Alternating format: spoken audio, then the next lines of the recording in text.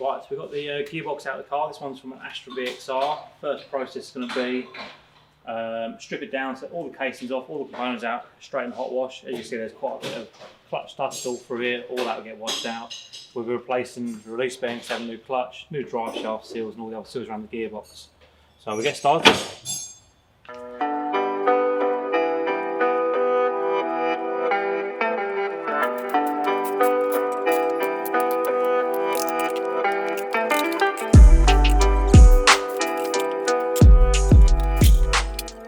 Right, so now we've got the gearbox stripped down. We've got the three main shafts inside the gearbox. So this is your input shaft.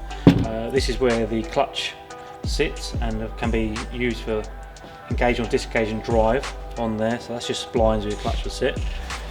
On here, these are known as your input shaft bearings. This is the gear that runs first and reverse. This one runs second. This one runs third and fifth. This one runs fourth, and this one runs sixth on there. So you notice a couple of them are shared on there. In terms of bearings, this bearing normally causes a whooshing noise when you're sitting there and idle, just sort of clutch not depressed. When you push the clutch in, when you slow down the gear shaft, the noise will go. So that's normally linked to this bearing or this bearing. The other two shafts are the output shafts. You have two output shafts, they both drive the final drive wheel, which is here. And these are known as your pinion bearings. So this one, you can actually see the actual bearing has started to degrade through pitting and dullness.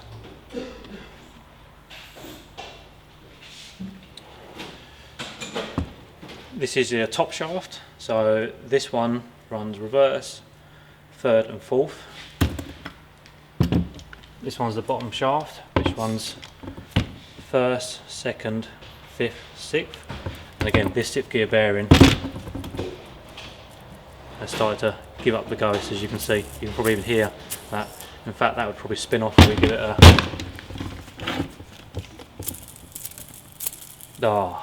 on this one. In terms of how the gears work and other things that can wear. So if this bearing's been on a long time, the gears can lean, and the gears push on the gears. You actually see the marks on these teeth here. So this is where another gear has been leaned into it or pushed onto it, and it's causing slight wear. This wears your hub, so this is second gear hub. If it's got a wear or lip, you've got movement in second gear, it clicks back in second gear. That's normally the hub spawn. It's where this one's okay, but that's where the gear's been pushing down. Same with stick gear as well. These can sometimes wear a lot.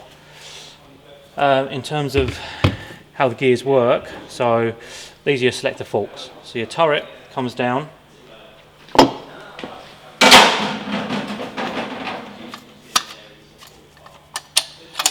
That's you moving in neutral, that's you moving like back and forth, so that's third and fourth. So this will go down, locate into one of these, like this, and then as you turn the fork.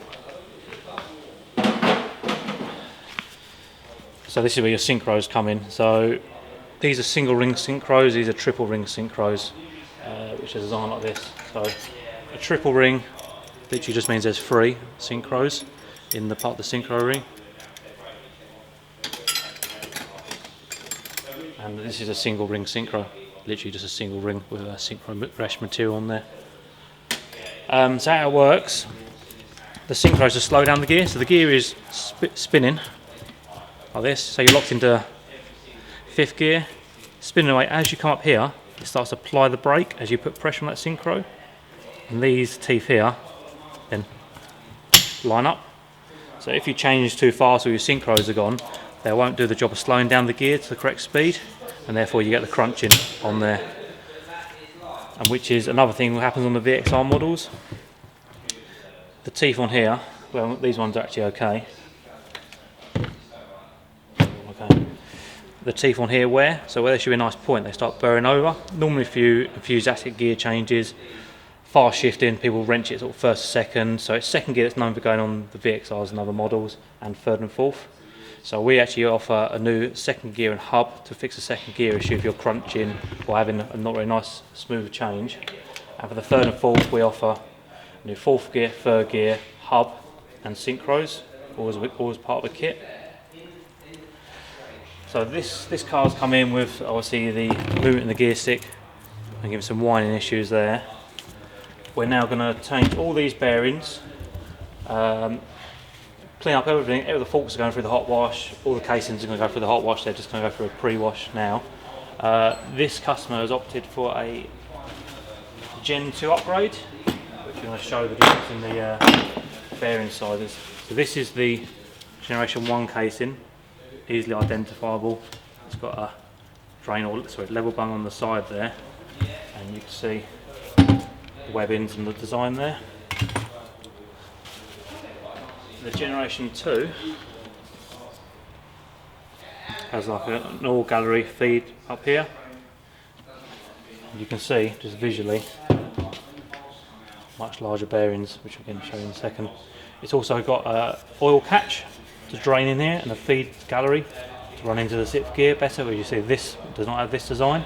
So this is the improved gallery design. So it all gets splashed around by the gears, gets collected in here, runs down to the end, through the funnel to help lubricate 6th gear.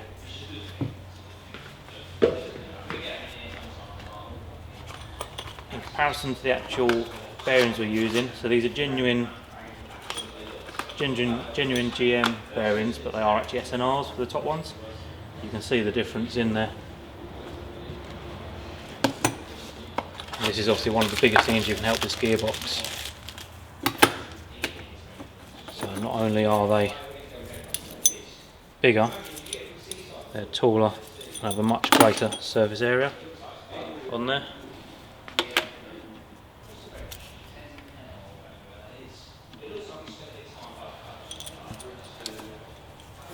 So before we go any further, I normally give it a quick inspection to let the customer know if there's any additional items need replacing and obviously what's wrong with it. So we've already seen the bearings where they are faulty on there.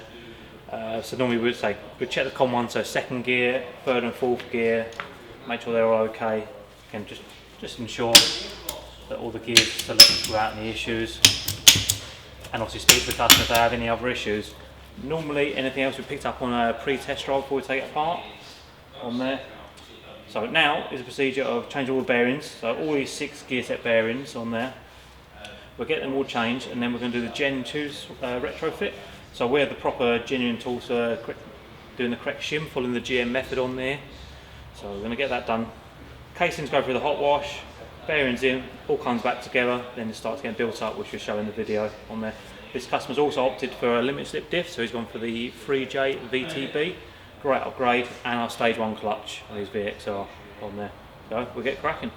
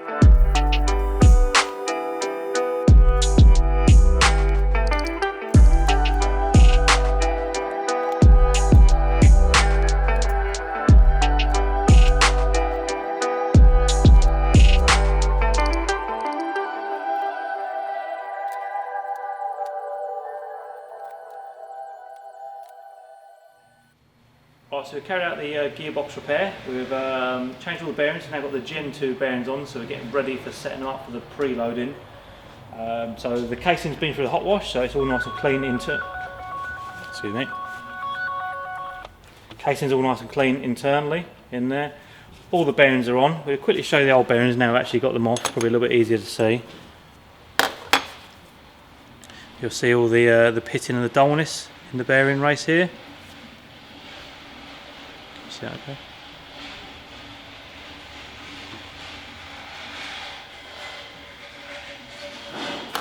So that was one of the pinion bearings has gone. That was actually a NGBC bearing. This been a later car, and you can see like this bearing here is really pitted. You've got all the pit marks in there, all the dullness lines, and you can probably hear quite noisy as well in comparison to the Timken one, which isn't as bad. 6th gear bearing. See all the movement, so this gives you the movement in the gear stick. It's actually pulling up into the race there, and you can see all again the dullness and the pitting in there that will cause the whining. So all these bearings have now been changed. New input shaft seal. We'll be changing the drive shaft seals, the 2 seals that go around the turret and the diff casing as well. So every single seal in this gearbox is replaced. So moving on to the bearings. So this is the genuine preload tool. So this is a Bosch tool. This is what the dealers have. So very few people actually have these. And this is, we believe, the only way to set this up properly. So what's going to happen is we're going to bolt the casing down. It's going to go over the top of the new casing. This is setting the Gen 1 and Gen 2. Also we use the Gen 2 mainly. This is going to pull in, and we measure this gap here. And there's a mathematical sum we take to that gap to then get our actual shim size we need. And once we've installed the shim size, we turn it over and just check it manually. But that's the base process. So casing on, clamp down, in there, we measure with some feeler gauges, get our measurement, and do a multiplication of the reading we get. Additionally, the customer has opted for a limited slip diff. So standard differential, if one wheel starts to spin, it will carry on transmitting drive to that wheel, hence you get the one wheel wonder, as they call it. This is a geared LSD, so inside you'll see it's geared or helical. So this can actually bias the torque left and right, depending on which wheel we're slipping. So if wheel starts slipping, it'll start biasing the torque the other side. Sorry, this is made by 3J. It's the NXG, obviously it's got our logo on it, because we proudly use these ones. So this is a VTB, so a variable torque biasing diff. We also offer plated diffs for more motorsport applications. So if you want road use, you want fit and forget, silent use, this is the diff for you. If you want a track car or an outright race car, go for a plate diff. They're completely worlds apart. But the main thing is this is fit and forget. There's no servicing. Plate diffs can be a little bit noisy, but they're not for everybody. So customers going for this, helps get power down to the ground. He's going for a stage 1 clutch as well, and obviously this Gen 2 upgrade. So we're going to get all the bits together, get it all set up and get it back in so we can get back on the road today.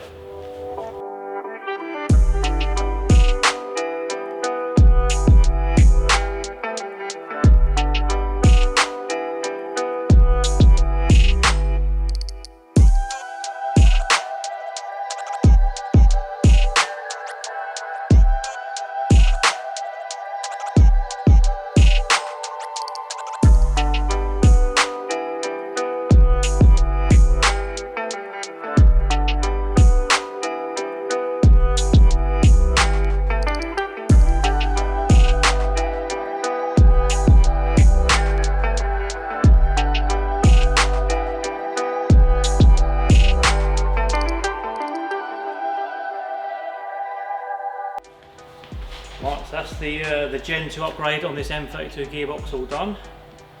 So we offer this service for $660 including VAT or $550 plus VAT if you supply us a gearbox, or if you bring us a car it's $960 or $800 plus VAT for this service. So £300 to remove and install the gearbox.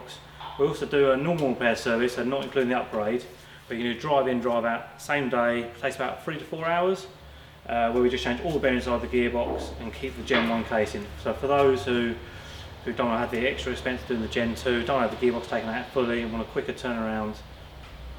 This we offer 18 months, 18,000 miles warranty, so one of the best on the market there. And we can say you have no problems for thousands of miles past that and time. So now for this one, back inside the car, we'll get the car back together and get back done for the customer.